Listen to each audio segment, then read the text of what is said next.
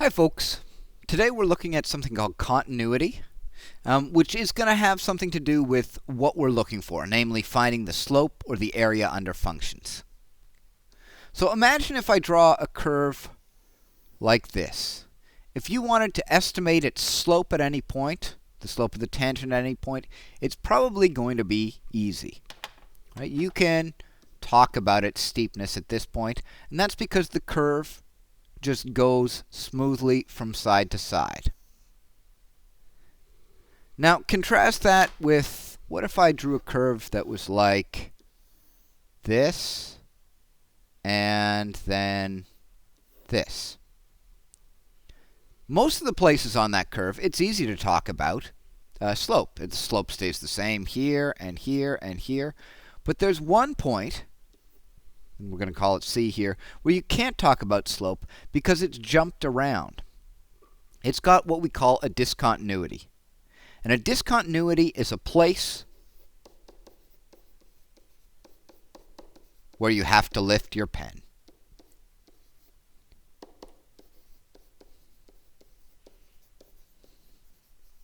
When you're drawing the curve.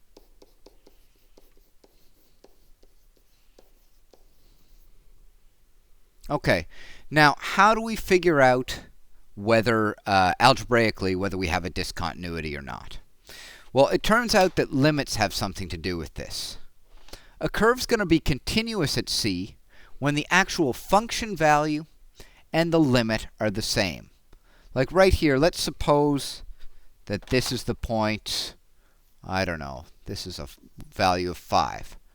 Right there, f at C is going to be 5. And the limit as x goes to C on f of x is also going to be 5.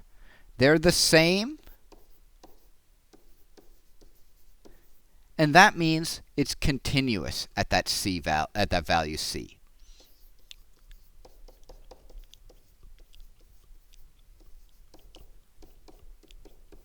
On this guy on the left. Okay, compare that to this one. Let's say that this is 5 and this is 2. So we could say f at C on this guy is going to be 5. But the limit as x goes to C on this one over here, oh my gosh, it doesn't even exist. Okay. They're different. And that tells us we'll have to lift our pen, and it's discontinuous on this graph at x equals this value C. So simply put, a discontinuity is a place where you have to lift your pen. If it's continuous, then the limit and the actual function value are the exact same thing. If it's discontinuous, then you'll find that those two are different. And it doesn't necessarily mean the limit does not exist, just that the actual point and the limit give you different values. We're going to look at that a little more formally, so you don't need any of this in your notes, but here we go with what you do need in your notes. 2.3, continuity. A function is defined as continuous at some point, x equals C, if its limit, as x goes to C, and its actual point are the same.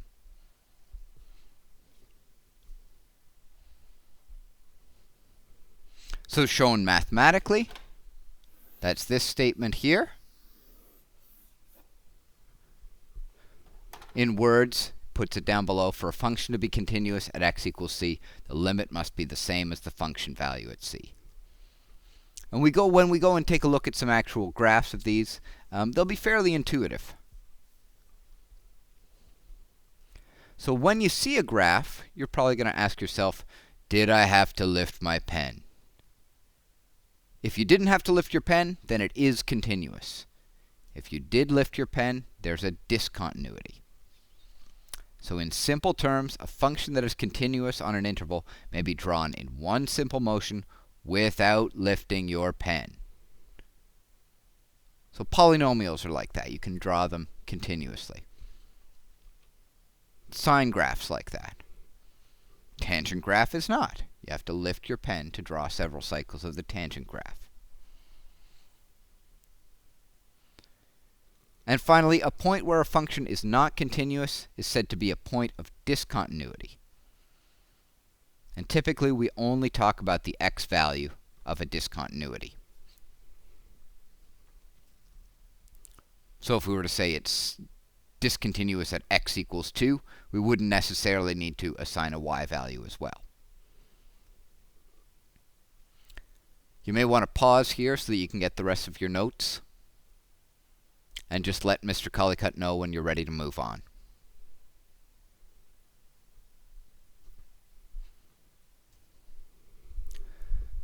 Let's take a look at some function here. So this is y equals f of x. It's a funny looking thing. It has some open dots. It has some closed dots.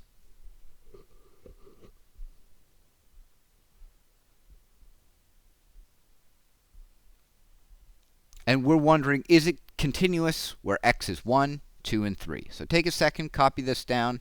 Maybe Mr. Cullycutt can pause again. You can let him know when you're ready to go.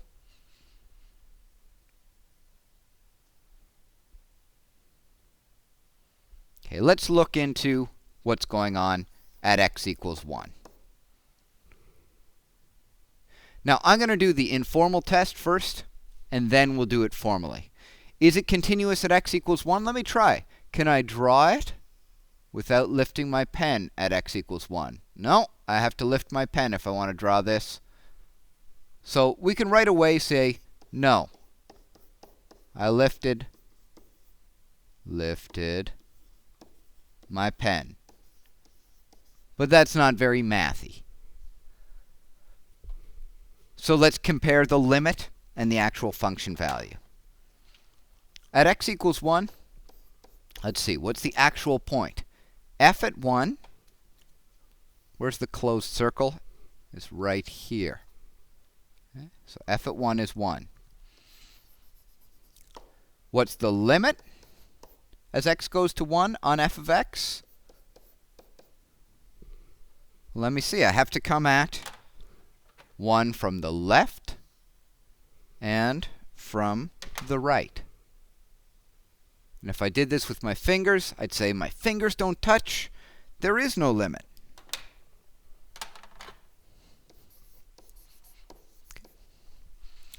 So these two things are different. That's the formal way we justify that it's discontinuous at x equals 1.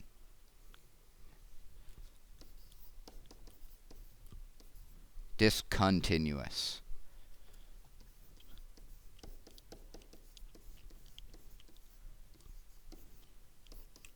The limit and the point were different.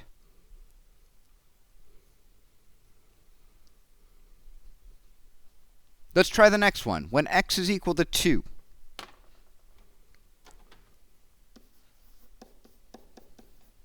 Okay. Again, if I want to draw this thing, I go along, and then I would have to lift my pen where there's that hole. So it's not going to be continuous at x equals 2. Lifted pen. But again, if we do it more formally, let's check out what happens. I'd have to figure out what f at 2 is. Okay, what is the actual function value at 2? It's right up here. F at 2 is 2. What is the limit as x approaches that x value of 2?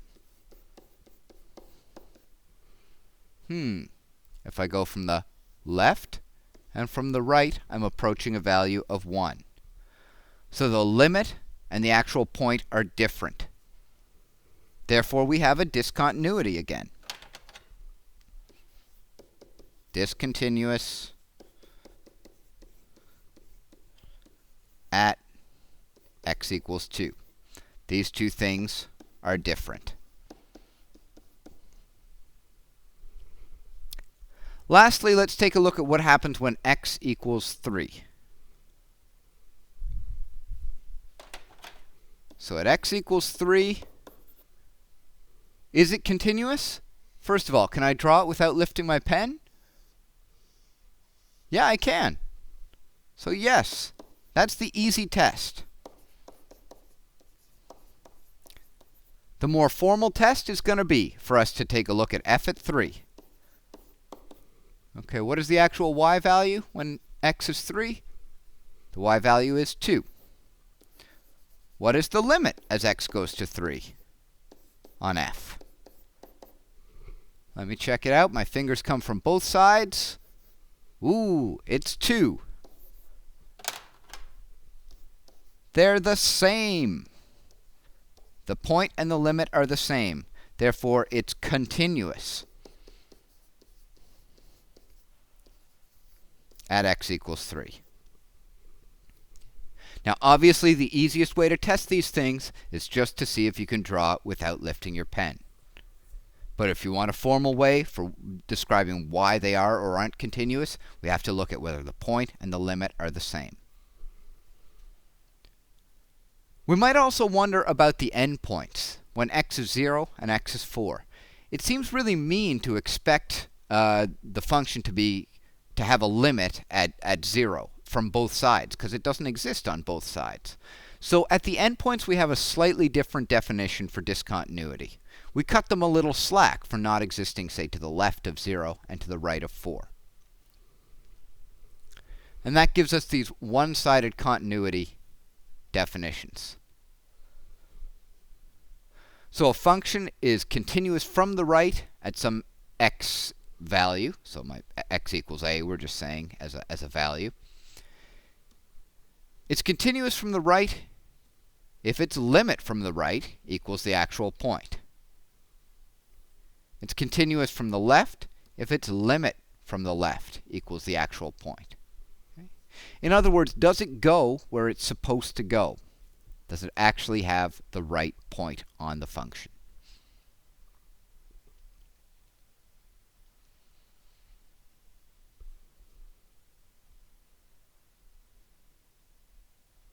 So if you need more time to copy that, let Mr. Collicutt know. Otherwise, we'll look at continuity here at x equals 0 and x equals 4. At x equals 0, it's ridiculous for me to talk about the limits from both sides. So really, I want to look at the limit as we approach 0 from the right.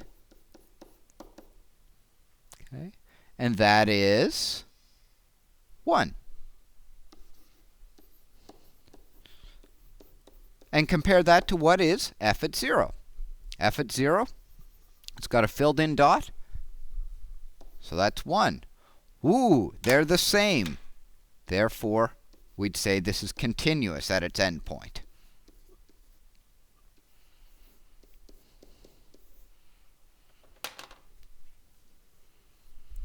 Similarly, if we looked into what's going on at 4, it would be silly for us to expect that to be continuous from the right.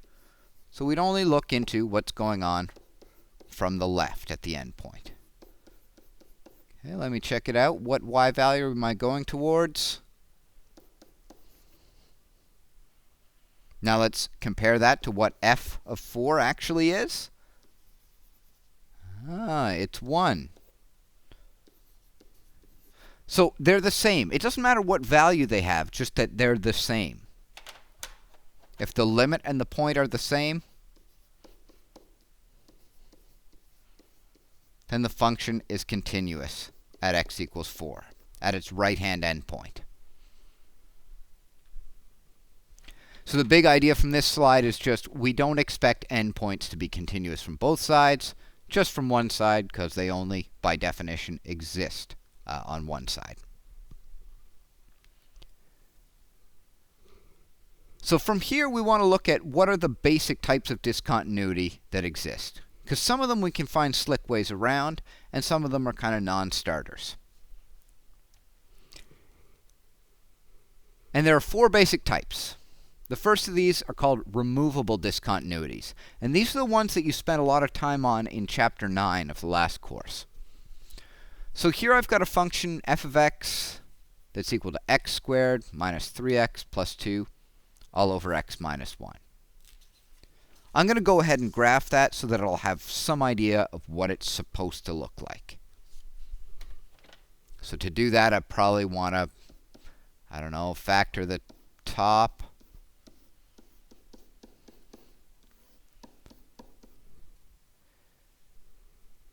And right away, we can see that this function simplifies. Okay, these can divide out. So this whole thing turns into x minus 2, but it's got a point of discontinuity.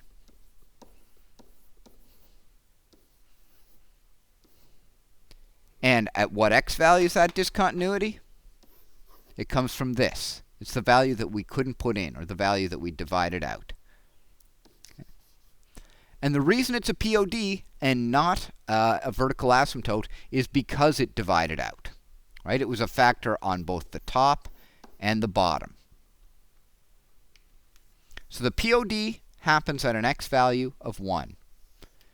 And the corresponding y value is going to come from subbing it into the simplified function, x minus 2.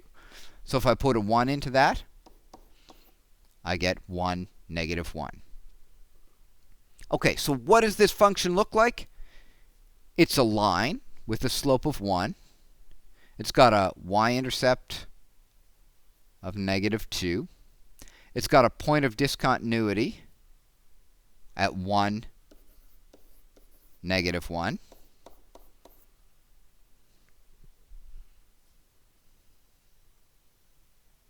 And that's it.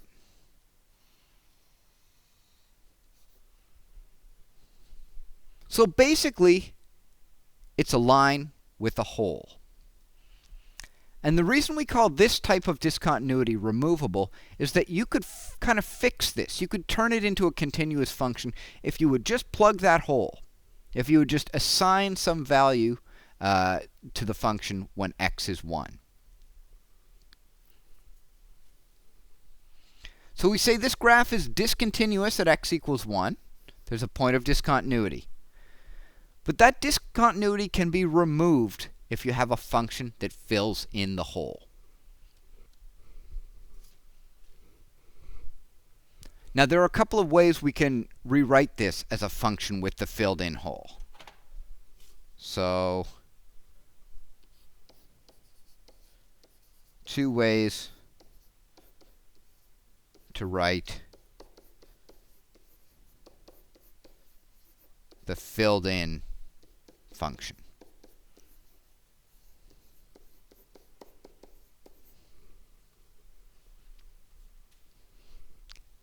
Here's one way. You could just say, okay, most of the time it has this definition. X squared minus 3x plus 2 all over x minus 1. It looks like that as long as x is not equal to 1. Okay, that's a domain that applies. And then you just define it and say, but when x is 1, then it's got to have a y value of negative 1. That would tell us to draw the green line that I drew up here, and then to use this information to plug the hole. Okay? And now our discontinuity is fixed. But make no mistake, there was a discontinuity on the original one. So that's one way that you could write this filled-in function. Or you could be really lazy and say, well, come on now. If I filled it in, it would just be the line x minus 2. There we go. Now it's continuous everywhere. Boom. And we call these functions, these filled-in functions, extended functions. Okay, they gloss over the point of discontinuity. And that's generally only possible if you have a removable discontinuity.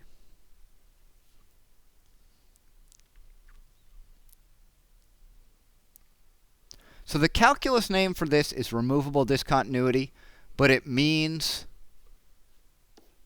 or think that it means point of discontinuity, or a hole.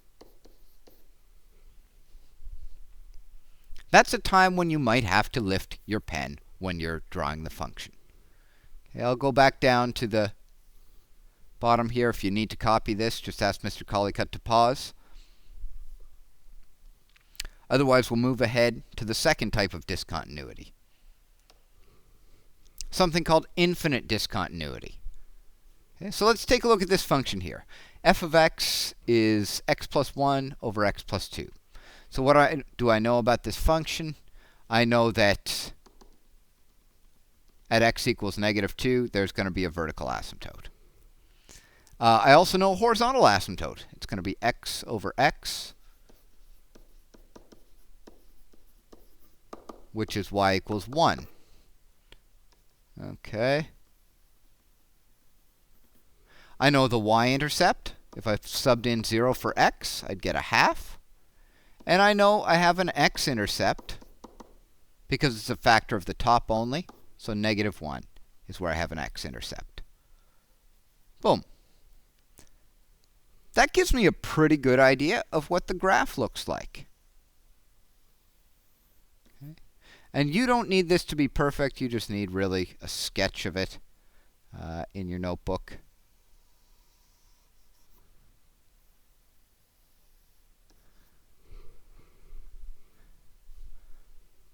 Okay, so we said it's discontinuous anywhere you have to lift your pen. I will give you $100 if you can draw that graph without ever lifting your pen.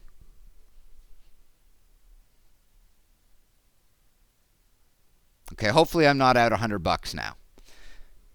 There's a discontinuity on this one at x equals negative 2.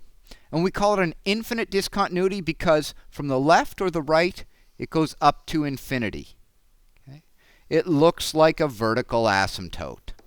So this is a calculus sort of definition or terminology for it would be infinite discontinuity. But we're thinking looks like vertical asymptote.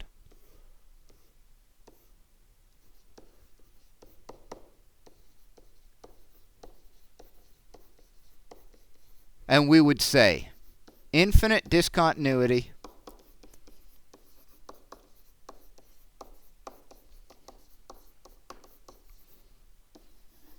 at x equals negative 2. It would not make any sense to talk about a y value because there's no specific y value it's tending towards. It's going up towards infinity from one side, down towards negative infinity from the other. These types of discontinuities exist as a result of a vertical asymptote, which we already said meant the function approaches positive or negative infinity. It has a limit of positive or negative infinity. So that's another type of discontinuity we've seen before. We're just giving it a new name. That's 2 of our 4 down. The next type we're going to look at is something called a jump discontinuity. So here we go. Here's a function that we have explored once before. Let's just take a look as a table of values.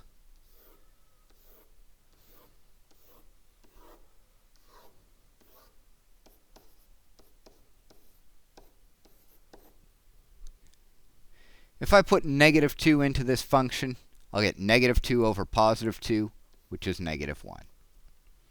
If I put negative 1 in, I'll get negative 1 over positive 1, which is negative 1. If I put 0 in, I'll get 0 over 0, which is undefined. If I put 1 in, I'll get 1 over 1. If I put 2 in, I get 2 over 2. So the basic look of this function is this. And if I try and draw that, so imagine I come across this, I have to lift my pen right here and pick it up. These should be horizontal. So that's another type of discontinuity. And you can show that the limit as x approaches 0 does not exist. And here there happens to be no value for the function either at 0. But they obviously wouldn't be the same. You don't have the same limit as the point. So these are often seen in piecewise functions or sometimes some of these absolute value functions. Piecewise means that they're little bits of different functions put together. And you saw those in 521b, and we'll do another example in a little bit here. So a jump discontinuity looks exactly what it says. It looks like a jump in the graph. Okay. And on jump discontinuities,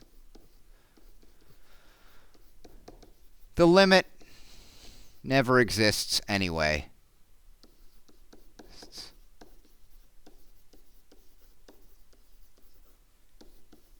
Fingies wouldn't touch.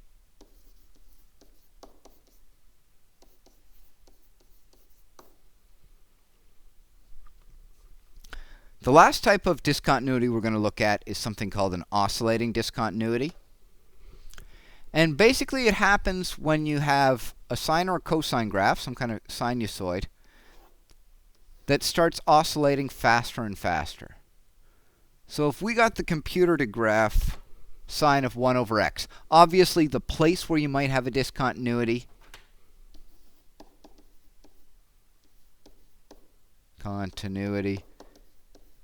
is at x equals 0.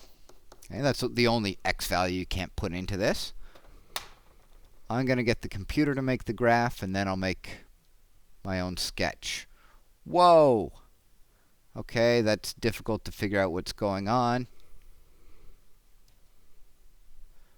Let's start like...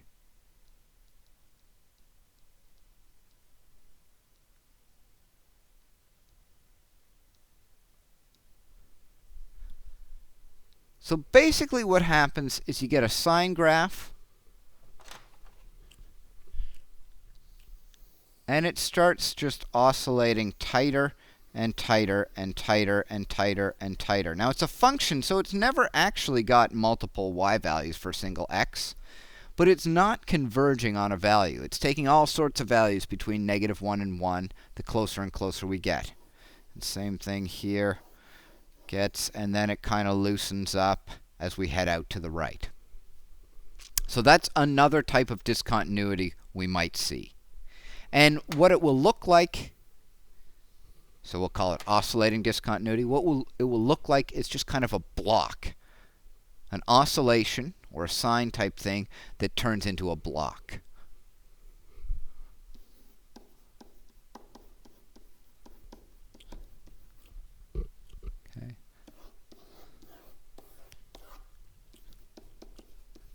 Sinusoid that turns into a block. So those are our 4 basic types. We've got removable, which are points of discontinuity. We've got infinite, which are vertical asymptotes. We've got jumps that look like jumps. And we've got these weird oscillating ones. Let's try and actually come up with a graph and then characterize its different discontinuities. So here is a piecewise function. Take a second and copy it down. These bits that I'm going to underline in blue, those are domains. So what this function does is it acts like that first bit, the 2 plus x, as long as x is less than -1. Then, from x values of -1 to +1, it acts like that little parabola. And then it acts like a reciprocal graph after x is 1. And sometimes people have difficulty actually sketching these graphs. So we're going to take this and do each of the pieces and put it together in a single graph.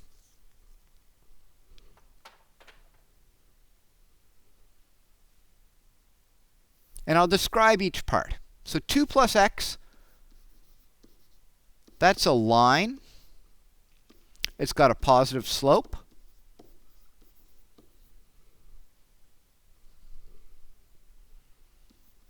And it exists right up until x is -1. So really the only point that we're interested in on it is where does it end? So it ends at -1.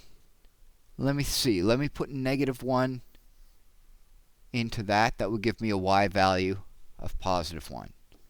And it doesn't quite touch there because it's not equal. So it's not included.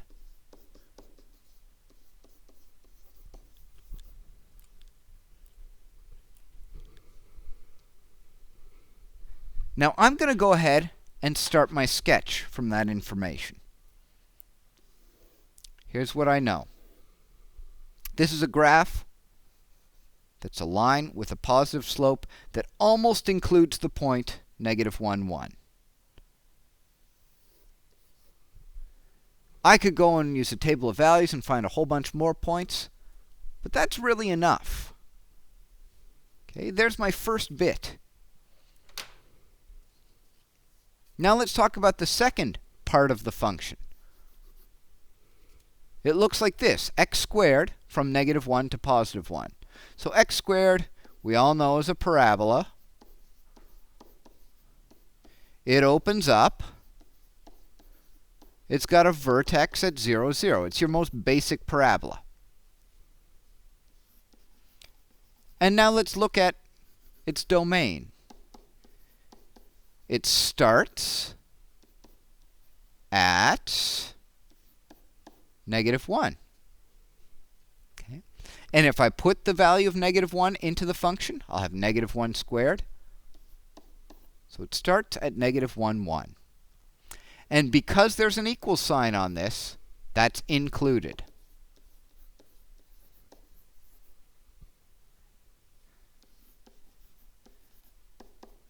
Now what about its end? That's going to be at an x value of 1. And if I put 1 into the x squared function, I'll get 1 squared, which is 1. And notice here, it's just a less than symbol, so this is not included. Okay, let me sketch that part of the function then. I know that it starts at -1, 1, and that's included. So really, I'm just filling in this dot now. And it goes to a vertex at 0, 0. And then it ends at 1, 1. And that's not included, so open circle. Okay. So we've got the first 2/3 of this function. Let's finally talk about the last bit. So this guy, that's a reciprocal graph. It's got a vertical asymptote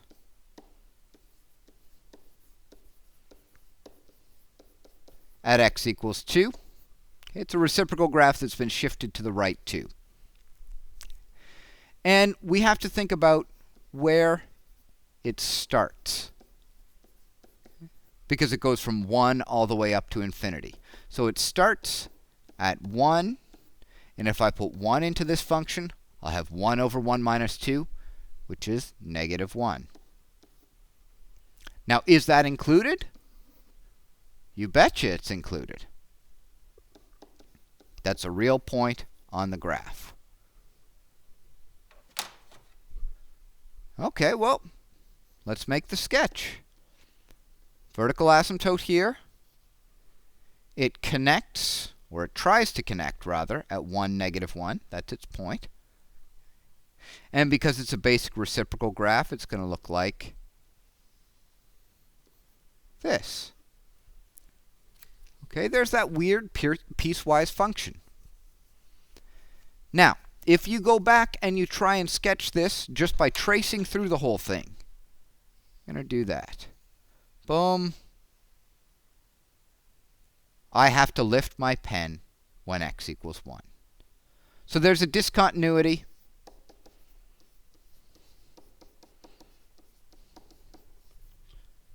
At x equals 1. And what type is it? Is it removable, like a hole that I could fill and fix it and make it now continuous? Is it infinite? Is it a jump? Or is it oscillating? Well, think about what your pen did. As you go through, you have to lift it and jump. This is a jump discontinuity. Okay. A removable discontinuity would be one where just filling in that one point would then fix it, and now it's continuous. Here we can't do that. It jumps all the way down from a +1 on y to a -1. Okay, let's keep sketching along. If I go here, have to lift my pen at x equals 2. And what kind of discontinuity is that? It's around a vertical asymptote, so we call that an infinite discontinuity.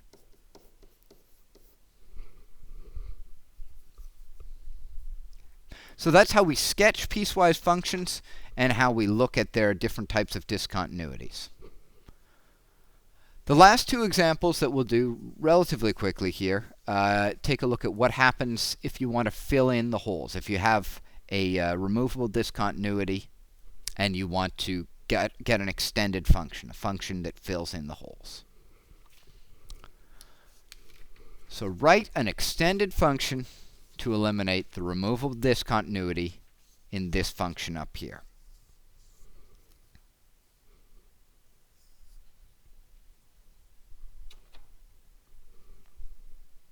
Well, where's this function going to be discontinuous? The only x value that you can't put in it is -1.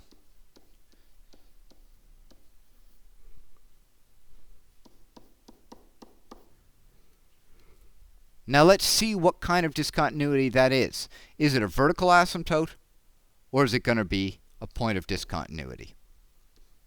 I can factor the top.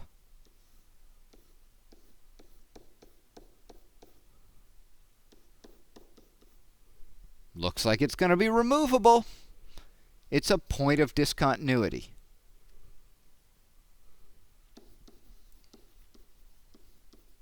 So this is a removable discontinuity at -1. And let's see what happens. If I actually cross these out, I'm going to get x minus 1. So on that point of discontinuity, the x value is -1. And if I put -1 into the simplified function, I'll get my y value of -2. So right now, this graph should look like a line with a hole. How do we plug that hole in terms of an equation? We need to fill this in. So there are two ways that we can write that. Option 1 for the extended function would be y is equal to that big messy thing we started with whenever x is not -1, at most of the places. And then we have to tell it what y value to assign when x is -1. And what y value is that? It's -2. That's one way to write this extended function that's continuous everywhere. The other option would be just to write the line that it represents with its hole filled in. Okay? So get rid of this removable discontinuity, and we have x minus 1. Both of those equations mean the same thing. You can take your pick of which way you'd like to present it. Lastly, we'll look at a extended function where you can't just divide them out, but we can still deal with it fairly easily. So we want to write a piecewise function for y equals sine x over x that's continuous at x equals 0. And again, x equals 0 is the only possible problem spot. That's the x value you can't just sub into here, because then you'd have sine 0 divided by 0. So what we're going to ask ourselves is, what was the function supposed to be at x equals 0?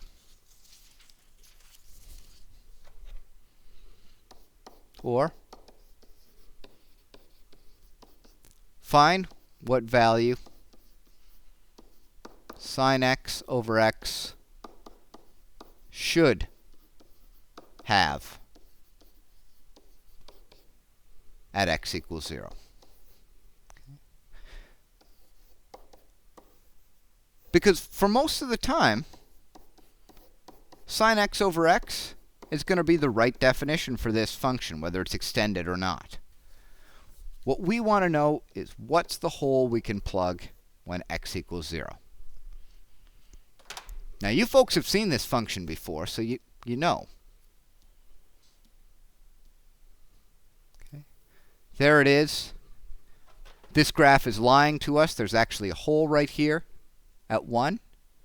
So we know that the y value we really want to have is a 1. If we could plug that hole, then this would be continuous everywhere.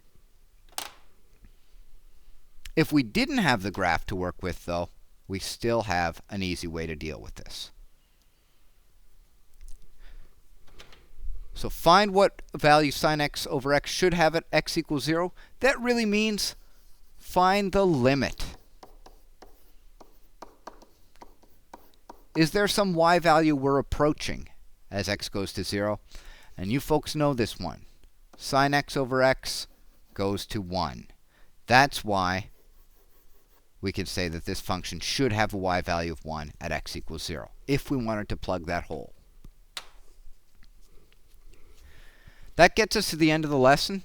Sorry, it's a little bit longer than I would have liked. But what we're going to do, I'll give you some practice work here.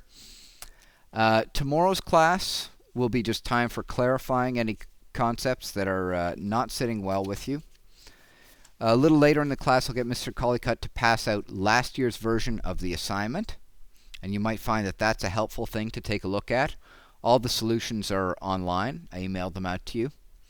If you didn't take a look at the video lesson from last Friday, you should probably do that on end models.